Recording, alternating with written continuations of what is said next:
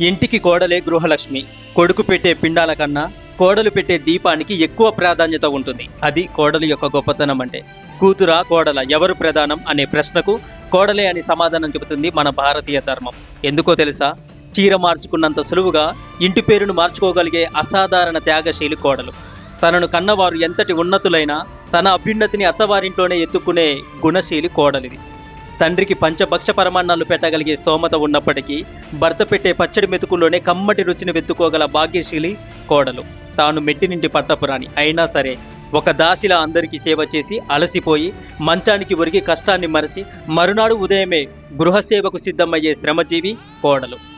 కుడికాలు పెట్టి కోడలు తన ఇంట్లోకి రాగానే అమ్మ కోసం బెంగ పెట్టుకున్న పసిపిల్లవాడిలా ఎగిరి గంతులేస్తాడు ఆ కోడలి మామగారు. ఎందుకో తెలుసా? రేపటి నుంచి అందరికీ అన్నం పెట్టే అమ్మే కదా కోడలంటే. కొడుకు పెళ్లి కోసం వేసిన పందిరి ఆకులపై కూర్చున్న పితృదేవతల కోసం నాంది శ్రాద్ధం పెట్టి మన వంశాన్ని ఉద్ధరించగలిగే సమర్థురాలైన గొప్ప కోడలిని ఎంచుకున్నానని గర్వంతో చెప్పుకుంటాడు మామగారు.